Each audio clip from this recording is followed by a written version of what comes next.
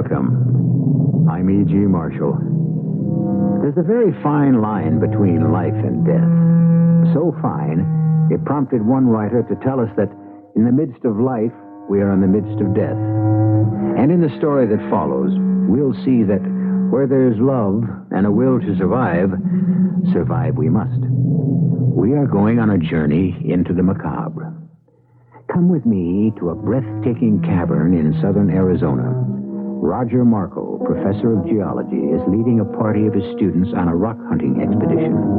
They're deep below the surface of the earth in this little-known cavern, chipping at specimens of sparkling stone. Hold that light a little higher, Joe. Okay. That's better. Now, can everyone see clearly? Yes, sir. Now, this is a splendid example of pyrite. Pyrite. You'll remember that this is also known as fool's gold because of its yellow color. It's used primarily... Wait. Listen. Good Lord, it's a cave-in. Everybody out. Run to the entrance.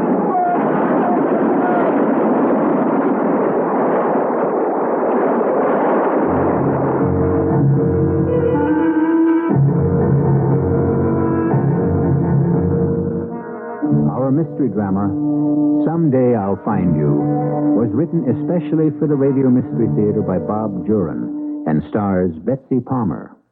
It is sponsored in part by Buick Motor Division. I'll be back shortly with Act One.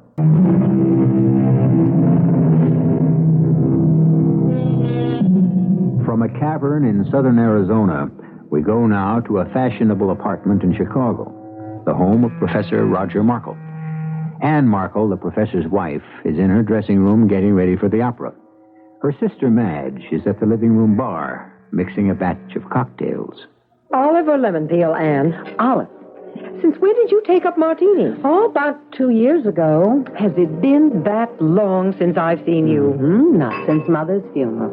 Oh, that's right. Oh, I wish you'd visit us more often, Madge. Hey, will you zip me up? Sure. You know you're always welcome, and Roger is so fond of you. Oh, honey, you know how it is.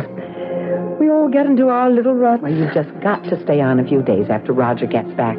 He's dying to see you. Well, that can be arranged.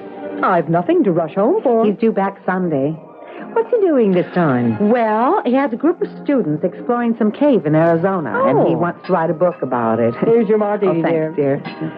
I'm sure it'll be a good one. Mm-hmm. The book, I mean. Oh, well, in his position, he has to publish. It's expected. Well, all the more reason to be proud of him. And I am. Well, we'd better call the taxi if we want to make dinner before the... No, I'll get it, dear. I'll get it. You finish your drink. All right, but it might be the valet. I had 2 of Roger's suits sent out. Yes? Mrs. Markle? No. I'm her sister. Is she at home, please? Yes, she is. What is it? Detective Holmes, ma'am. I'd like to see Mrs. Markle. The police? Yes. Who is it, Madge? Who's out there? Come in. What's the matter, Madge? I don't know, Anne. This gentleman is from the police. Police? Mrs. Markle? Yes? I'm Detective Holmes, 31st Precinct. Oh. Would you both sit down, please? Well, what is this? It's about your husband, Mrs. Markle. Professor Roger Markle of the University. Roger, what is it? What's happened? Well, we've had word from the state police in Arizona. He was exploring a cave. Yes.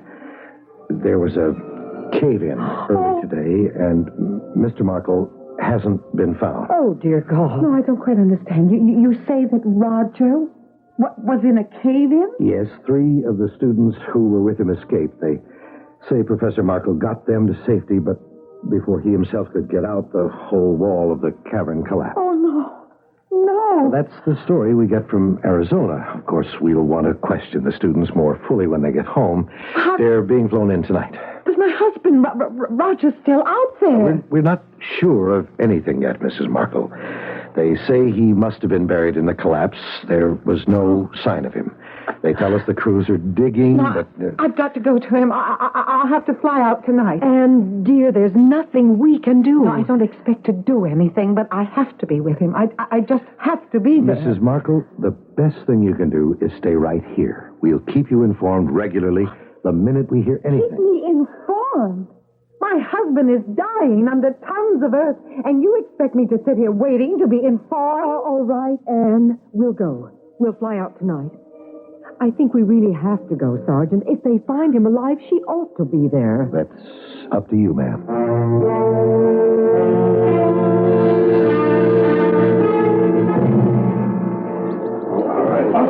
Why are they giving up? Why? Anne, dear, there's no use digging anymore. They've hit solid rock. And Roger's been under there for more than 48 hours. There's just no hope. They can't get to No, it. we came all this way, and they've given up. Darling, they did all they could. The least they could do is give me his body to bury. Anne, dear, let me take you home with me. No, I want to get back to Chicago. There's so many things that I have to take care of. All right, dear, we'll go back to Chicago. I'll stay with you until you're settled.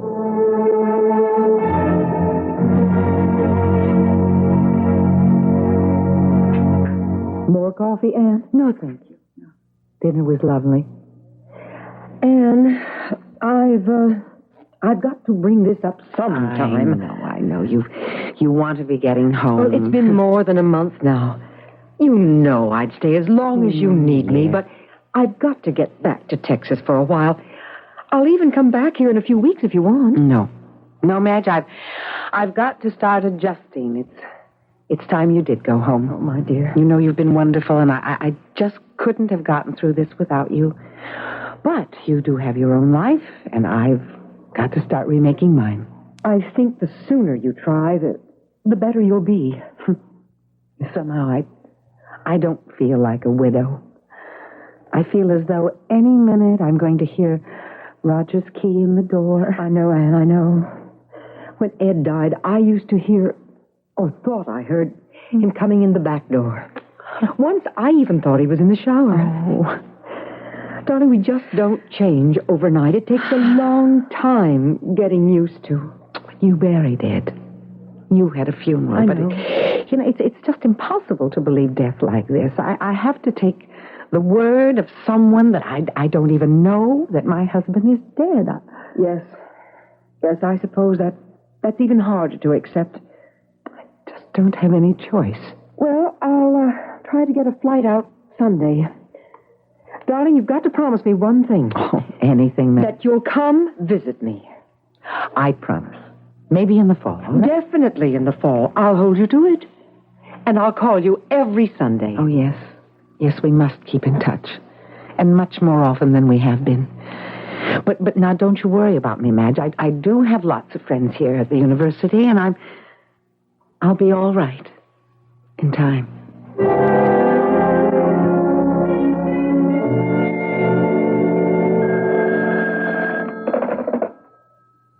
Hello.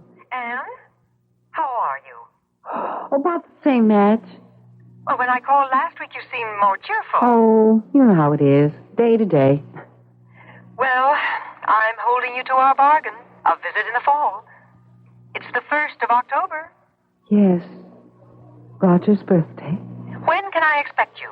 Our Texas hospitality is ready and waiting. Oh, I hadn't thought about it, Madge, but how about a week from today? Yes, I think I could fly out on the 8th. Oh, I was hoping you'd say that. I'm dying to see you. Oh, and I want to see you, too. I'm so anxious to talk with you. That's what sisters are for. I'll expect you a week from today.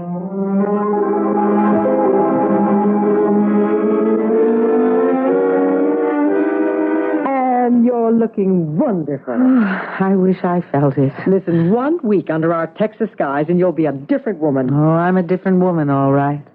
How was the plane trip? I hardly noticed. Oh, that's the way it is with these jets. They're so smooth, you'd hardly know you're flying. Olive, right? You're still drinking martinis, aren't you? Well, I haven't had a drink since the accident. Well, it's time you did. Oh, here's to, what? There's not much to drink to anymore. I'm sorry. I should have realized. There's nothing worse than phony cheerfulness when you're ripped apart inside. But I thought you'd be a little better by this time. Oh, I didn't mean it that way, Madge. I was doing it for myself, I guess. And I don't know what to say. Well, I thought time would help. I'm not over it. I'll never get over it. I'm so glad you came anyway. It shows you're not wrapping yourself into a cocoon. Well, I haven't had the time to do that. The university wants me to go back to teaching. Well, that's a marvelous idea. Oh, they're just being nice. But I might take them up on it. When Roger was alive, he was my life. But now I have to do something. Well, for the next 2 weeks, you have nothing to do but relax. Oh, I wish I could relax. If I ever get over this terrible nagging feeling. It takes time, dear. Roger's death was a shock to you. That's what nags me. I've had the feeling that Roger is not dead. It gets stronger. Anne, don't torture yourself with that. I know you and Roger were very close. It's natural that at a time like this you'd feel a certain spiritual bond. Oh, no, it's more than that, Madge. This is a certainty I have that Roger is alive. I don't think he died in that cave-in. And sometimes we want to believe so strongly. So that we get carried away. No. This time All right, Anne. Maybe I'm wrong. If it helps you to believe this way, that's best. If it makes getting up in the morning easier. Oh, it does. But the nights. Oh, those nights. Finish your martini. And I'll tell you what we're going to do tonight. We're going to El Vadro. Across the border. It's a typical Mexican border town, but loads of fun. Even on a Monday night. Oh. You just can't be unhappy with all that Latin music, the color, the life. I don't know if I'm up to that, Madge. I know you don't want phony cheerfulness, but try a little gaiety, huh? Just for me? Well, all right. And maybe I'll take another martini. I'm feeling looser already.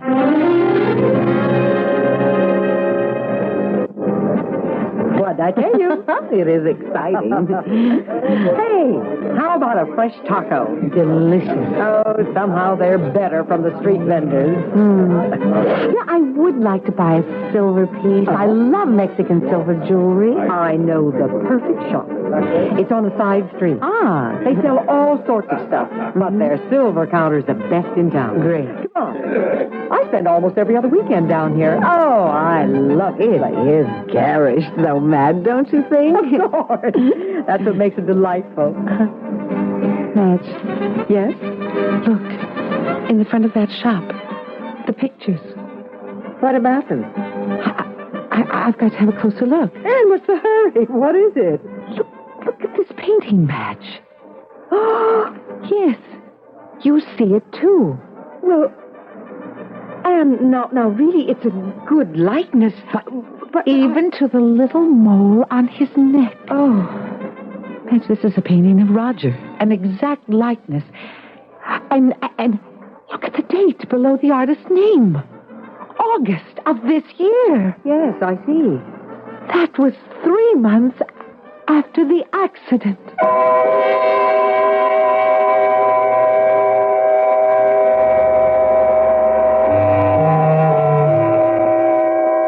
Can it really be a portrait of Anne Markle's late husband, Roger? It's not easy to have your portrait painted 3 months after you're presumed dead.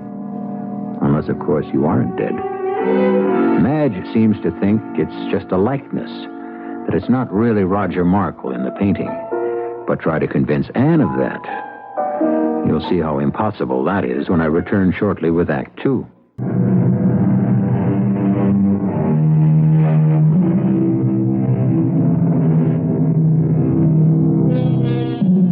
The long arm of coincidence seems to be injecting itself into Anne Markle's life. In a small Mexican border town, she has found a portrait of her husband, presumably painted 3 months after he was buried under tons of earth and rock in an Arizona cave-in. Surely it's coincidence that some artist painted the portrait. But I wonder, perhaps the artist had a model for his painting. Anne has never accepted the fact of her husband's death. It is Roger. There's no doubt. The face, the expression in the eyes, it's Roger. Can you make out the artist's name? Let's see, there's an initial E. C-R-E-N. Crenshaw. E. Crenshaw. Signora is interested in the painting? Very much. It happens to be a portrait of my husband. Ah, Signora will surely want to buy Oh, it. yes, I'll buy it. But I must know where you got it. Why, from the artist. I represent him here. I receive his work on... Oh, you call... it's a big American word. Consignment. See, that is what he calls it. Uh-huh. I display them here and get 20% of the selling price. Where can I find this artist, this E. Crenshaw? Signora is interested in buying the portrait? Now, I'm more interested in finding the artist. Would $50 be satisfactory? 100, if you'll take me to the painter. I must talk to him. Sold for $100. All right. American, of course. Yes. The painter lives just outside the town in the flat. Yes, and now can you give me his address?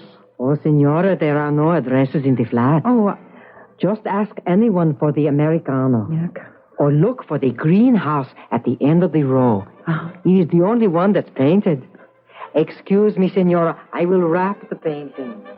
And you're only going to hurt yourself even more. The man who posed for this can't be Roger. I'll know when I talk to this E. Crenshaw. I'll be able to tell by his answers whether it was Roger or not, but I already know it is. You're not thinking of going there tonight? Why not? Well, there aren't any street lights out there. Practically no streets. The flats are nothing but tar paper sheds. Well, will you take me there first thing in the morning? Please, Madge.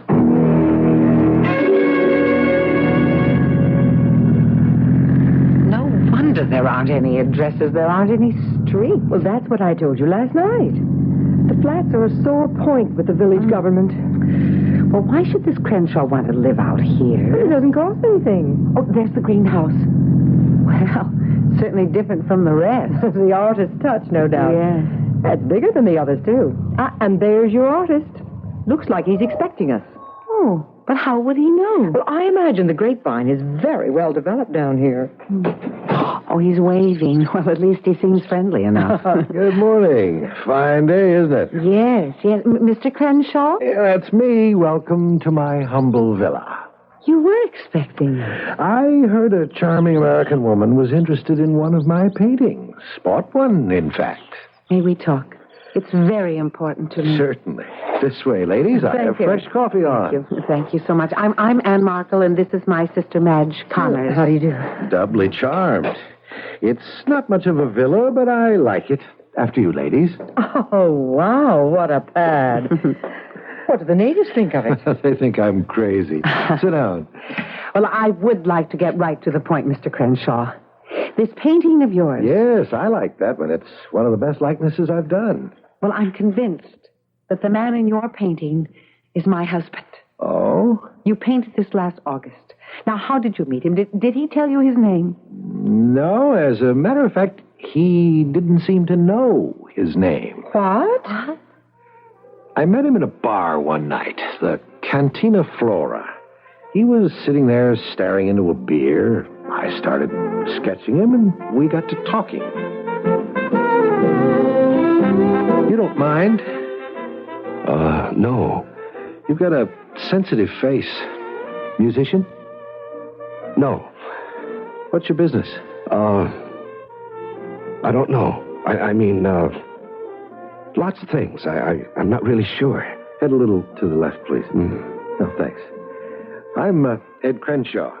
Jose, 2 more beers, please. Don't want to tell me your name?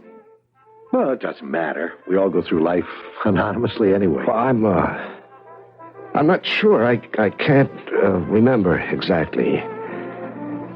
Something wrong? No. I don't think so. Why?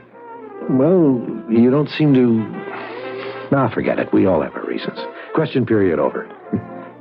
I'm trying to get to Acapulco. You've got a long way to go. Yes, I know. I'm trying to find a girl.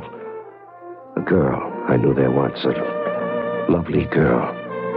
And I can't quite remember her face. Her name was Anne. Oh, running after instead of away from? No, I seem to have run out of money. Hit just a little higher, please. Mm-hmm. Well, I'll give you $10 for posing. I can probably get you a ride to Acapulco tomorrow for free. I know the comings and goings of everybody in town. Oh, that'd be fine. Well, that just about does it. Want to see it? See what? Here. Well, that looks like someone I know. Oh, I'll fill in the colors later. Listen, you stay here a minute. Have another beer. I want to make a phone call about that ride, okay? Okay. I went to the phone to call the police. This guy needed help. He wasn't drunk. He was dazed. He didn't know who he was. I figured the police might have something about a guy missing. Mm-hmm. And? I called him and then went back to the bar. He was gone. Madge, Roger's alive. He's been here. He's alive and dazed, and we've got to find him. Now do you believe me? Yes, I do. Mr. Crenshaw, how was this man dressed? Well, work clothes, sort of. And come to think of it, I remember noticing how his face didn't seem to go with the clothes. No, my husband is a college professor, Mr. Crenshaw, and a geologist. Oh, of course. He was in those clothes because 6 months ago he was digging geological specimens in an Arizona cave, and there was a cave-in. Oh. And he was reported dead. I've been a widow for 6 months, but I never believed it. No, he escaped from that cave-in, and he is trying to find me. What? We spent our honeymoon in Acapulco 25 years ago, and I'm the girl he's trying to find. I'm Anne. I know this sounds outrageous, Mr. Crenshaw, but I believe she's right. Professor Markle is obviously suffering from some sort of amnesia. Can we notify the police between here and Acapulco to look for him? Yes, but it's been, almost 2 months since he was here. A long time. Madge, I want to go. Mr. Crenshaw, you've been so kind. May I offer you some money? No money at a time like this. But promise to let me know what happens. Oh, I promise. I do promise. Come on, Madge. I'm going to the police, and then I'm flying to Acapulco, to the hotel where we spent our honeymoon. Good morning, madam. I have a reservation. Mrs. Anne Markle? One moment, please. Yes, Mrs. Markle, room 511. Will you sign the registry, please? Of course. May I ask how long you've been on the desk here? 4 years, madam. Would you look at this painting, please? Tell me if this man has checked in here in the last month or two. I would not want to get involved, madam. You would have to see the manager for that. No, please. This is a painting of my husband. And I have a very strong reason to believe that he may have come here in the past 6 to 8 weeks. You see, my husband is suffering from amnesia. Yes. This gentleman was here about 4 weeks ago. Oh. I remember him well. You do? Yes, he left without paying his bill. I'll take care of it. I'll pay it. But tell me, when did he leave? Did he say where he was going? No, madam. I remember I was on the desk when he came in. I had just come on duty. Good afternoon, sir. I'd like a room, please. A certain particular room. We are fairly well booked, sir. Which room did you wish? Well, it faces the water, and there's a little balcony. A balcony with flowers. We have 200 rooms like that. Oh. Well, let me think. 511. Yes, 511. Let me take a look. You are in love. Yes, 511 is available. Would you sign the register, please? Yes. Is there something wrong, sir? No. Just trying to think. There. I'm meeting my wife. I expect she'll be along shortly. Yes, sir, Mr. Smith. Smith? You signed the register, Mr. Smith? I did? Well, yes, sir. How very curious. I wonder why I did that. Well, sir... My name is, That's funny. May I have the key, please? Yes, sir. I'm going to our room, and you tell Mrs. My wife I've already gone up. I saw him around the hotel for a day or two, and then he vanished. Room 511 was our honeymoon suite 25 years ago. Look, may I see the registry, please, of the day that he registered? Oh, yes, madam. Let's see, September 20th, 15th, 13th. Yes, here it is. That is the gentleman's signature. John Smith. Yes, that is my husband's handwriting. He used the room, but never checked out. In fact, one moment. In the safe here, I have something one of the maids turned in.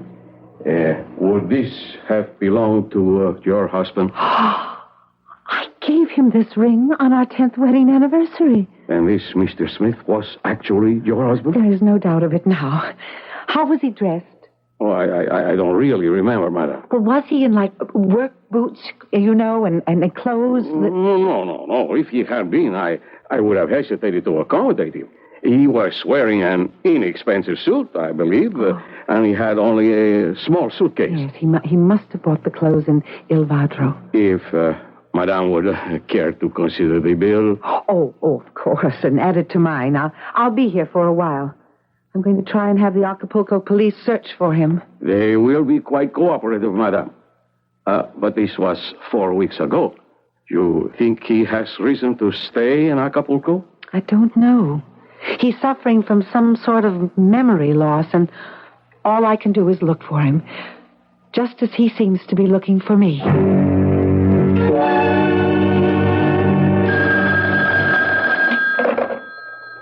Hello? Mrs. Margot? Yes. This is Manuel, on the desk downstairs. Oh, we talked yesterday about your husband. Yes? Something occurred to me last night. The day before he, disappeared, he came to the desk asking for his wife.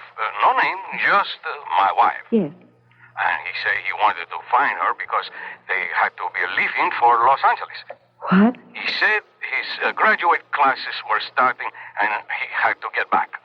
Of course. That's where he'd go next. Manuel, is it? Yes, madam. Would you have my bill made up right away? I'm flying out as soon as I can get a reservation. Oh, and would you have the operator place a call to Mrs. Madge Connors, Conners, and that's Laredo, Texas. The area code is 512-768-3112.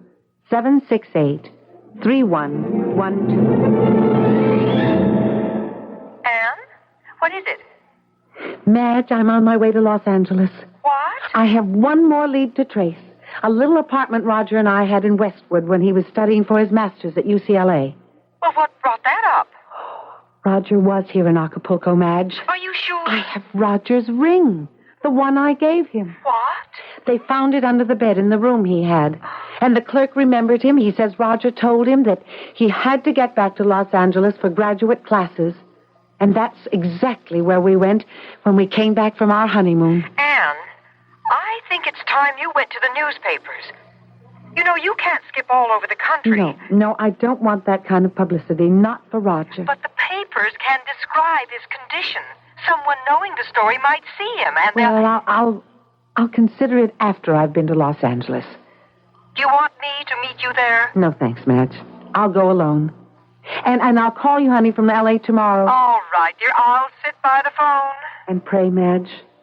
Oh, pray for me.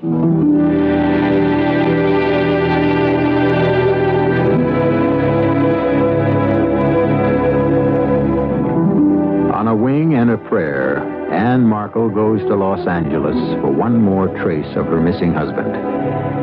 It appears that Professor Roger Markle, stunned from the cave-in he escaped in Arizona, is wandering through his past life trying to find his wife, Anne.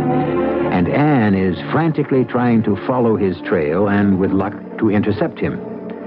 We'll pick up the trail that leads to a surprising outcome when I return shortly with Act 3.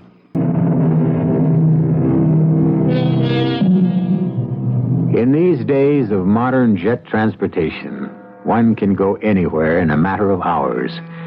The jet plane is indeed a magic carpet that can eliminate the distance between lovers and bring them together.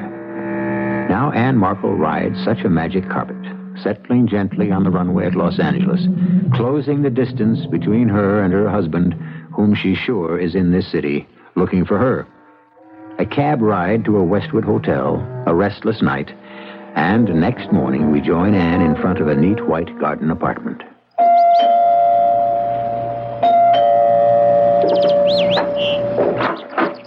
Yes? You're the superintendent? That's right. But we haven't got any vacancies, ma'am. No, it's not that. I'm looking for someone. Yeah? Have you by any chance seen this man in this painting recently? Last week. Last week? Yeah. Caught him trying to get into apartment 2A. Our apartment. What was that? The man was my husband. We lived in apartment 2A 25 years ago. 25 years ago? Yes. Yeah, maybe that explains it. He raised a hell of a fuss. He's suffering from amnesia. What happened? People in 2B called. Said some guy was hammering on the door to the apartment next door. I look out the window across the pool. Sure enough, this guy is on the balcony in front of 2A, banging on the door. I hightail it over. Anne, open this door. Hey, what's going on here? What you want? I want to get into my apartment. Anne, are you in there? This isn't your apartment. The Murphys live here. I took this place a month ago, just before my honeymoon. Look, Mac, if you want trouble, I know how to hand it out. Now scram. Who are you to tell me to get out? I'm getting Mr. Foster. Mr. Who? The super.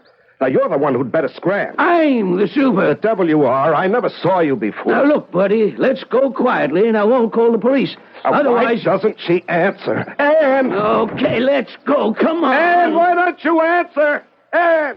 Anne! Anne. He called my name.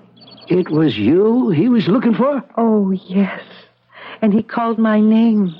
That means he knows who I am. Maybe he even knows who he is by now. What happened then? Where did he go? I ushered him out to the street and didn't see him again. And this was a week ago? A week yesterday. If he's like you say he is, the police might have picked him up. Why don't you try them? Oh, if only they have. Sure hope you find him soon. Fella running around like that could get into trouble.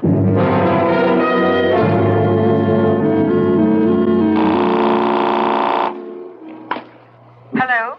Madge, it's Anne. Anne, what's the news? Roger's on his way home to Chicago. I'm flying out immediately. What? Will you come and stay with me? I need you now, Madge. Well, of course, I'll leave tonight. But how do you know he's going home? He got a ride. He might even be there looking for me. And look, I'm going to tell you all about it when I see you. And I even hounded the airlines, trying to see if Roger might have flown out of Los Angeles during the week. And nothing, right? Now, come on, stop the cat and mouse and tell me how you know Roger's in Chicago. I was having lunch in a little coffee shop in the valley. Yes? A truck stop, really. And I'd been walking and showing Roger's painting. I guess people thought I was a crazy woman. Well, it was a little erratic. Well, I put the painting down on the counter, and when I ordered a chicken sandwich, the counter clerk looked at the painting and told me Roger had been there. Oh. He was positive, because as he put it, the guy was trying to get a ride to Chicago. Well, he told me one of the truck drivers offered Roger a ride, and they left together. Oh, Anne! Now, this was 6 days ago. All the time I was chasing around Los Angeles, Roger was on his way home. Oh. But I almost expected him to open the door for me when I got in this afternoon. He wasn't there, of course, but now at last we're in the same city together. Oh, Roger's coming home.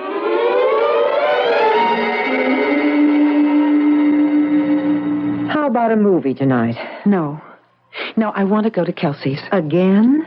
We've been there 3 nights in a row. Madge, I feel so sure that Roger might turn up there. We spent so many happy evenings there when we first came to Chicago. Honey, we've got the police and all the newspapers on the lookout. Why don't we just sit tight? I can't, Madge. I have to keep doing something to keep from going crazy. Okay, Kelsey's it is. But I think that bartender is starting to wonder about us.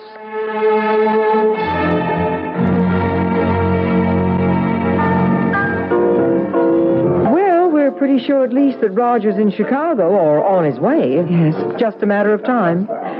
Why not try to relax? I'm closer to him than I've been yet. I can't relax. It just might be any minute, even here. I feel that I'm doing something. Putting myself in his path, perhaps only, but in his condition, anything might happen to him. I almost feel that I ought to be on the street. Madge, look at the window. Look. What? It's Roger. He's there on the sidewalk. He's looking right in at me. Roger? Good Lord. Excuse me, I'm sorry. I'm in a terrible hurry. Excuse me. Roger. Roger? Anne, where is he? I don't know. I saw Roger at the window. I thought he saw me. He looked right at me, but he's gone. Oh, I've got to find him. He can't be far. Anne, wait. It's too late, Anne!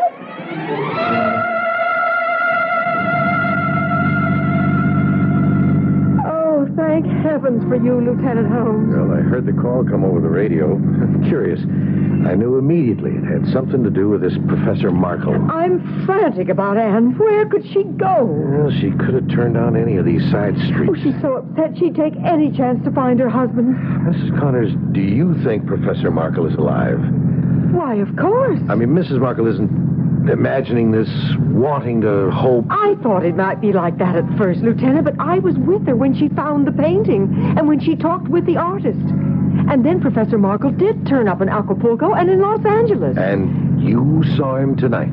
Well, Anne saw him first. My back was to the window, but when I turned, I saw someone moving away. Well, if he's alive in this city, we'll find him. Tonight. Mrs. Markle, too.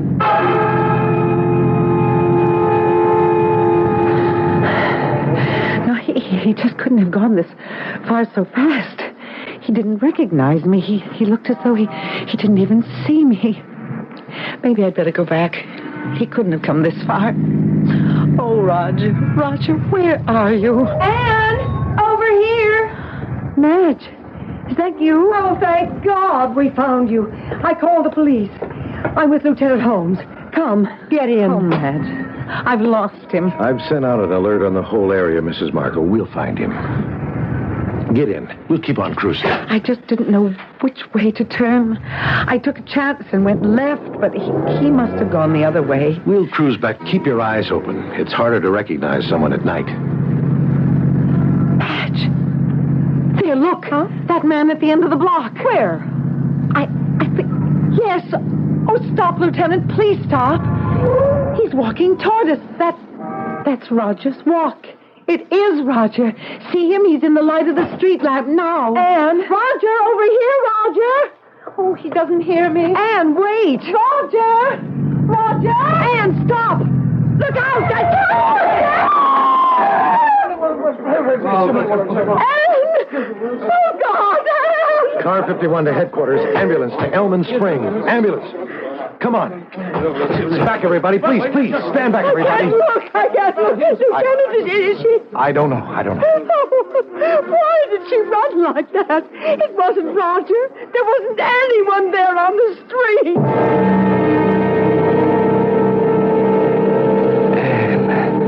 And there you are. Oh, Roger, at last. Oh, I've been looking everywhere for you, I darling. know, dearest.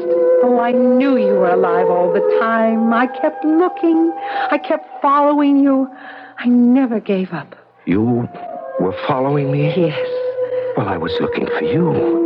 I couldn't find you at the honeymoon suite, and then in Los Angeles, our old apartment, remember? Yes. Well, you weren't there either. And I was confused. I kept trying to think, where would Anne go next? And then I knew. Yes, we left Los Angeles when I got the teaching job in Chicago. And that's just what I did. When I learned you were on your way to Acapulco, I just knew you were looking for me in the old places. I tried to think where you'd go next. Yes, two minds with a single thought. Because we've been one since the day we were married. Yes. Oh, Anne, I knew that someday I'd find you. Come, Roger. Oh, let's go home. Home? Mm-hmm. To our apartment. Well, that isn't home for us anymore, Anne. Roger, dear. I know you've suffered a terrible shock, but we'll work it out together. You'll be fine. It'll take time, but Trust me. You don't understand, do you, Anne? Oh, I do, darling. And I'm going to help you. No, I should have realized. It's too soon. But what's too soon? You'll understand in time. What is it, Roger? What are you trying to say? I didn't realize the truth until I saw you. And now I know. And you'll know soon, too, my darling. Roger, I trust you. If you say so, then that's enough for me. Come, Anne. It's time for us to go. To be together, always. And that's all I want, Roger, is to be together, always. Hey, don't look so worried. Let me tell you the trouble I had realizing just what was happening. I'm sorry, Mrs. Connors. There's no pulse. Oh, dear God.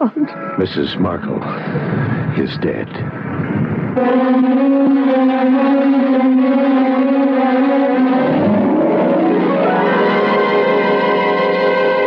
Love has a way of fulfilling itself.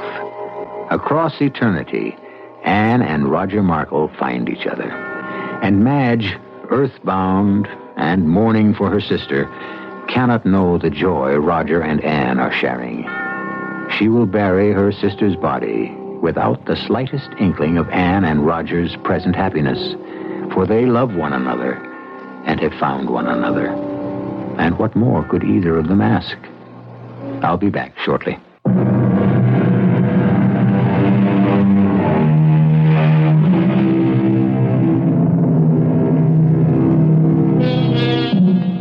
Some people chase rainbows. Others chase butterflies. We're all pursuing something in life. A hope, a dream, a mate, even happiness. And when the object of our pursuit is love, no barrier is too great to overcome. For love is the pot of gold at the end of the rainbow, the monarch butterfly of all human needs and emotions. And in our story just concluded, it was a force that transcended even death. Our cast included Betsy Palmer, Joan Shea, Larry Haynes, Gil Mack, and Robert Maxwell. The entire production was under the direction of Hyman Brown. And now, a preview of our next tale. Won't you introduce me to that very attractive friend here? Yes, of course. Sandy Oaks. My stepdaughter. Oh, you're not the daughter of that poor woman who drowned accidentally. Yes, Mrs. Chapman, I am. You know my... Oh, Greg told you. No, I've been watching you and Mr. Manchester ever since he met you a week ago. Watching? Greg, darling, what does she mean? Oh, never mind, Florence. She's a troublemaker. She tried to stop me from marrying her mother. I tried to stop you from murdering my mother. Oh, gracious, such talk. You're in a restaurant. Mrs. Chapman, let me give you a tip. A tip that will save your life. Say goodbye right now to this charming, well-dressed murderer. This is E.G. Marshall inviting you to return to our Mystery Theater for another adventure in the macabre. Until next time, pleasant dreams.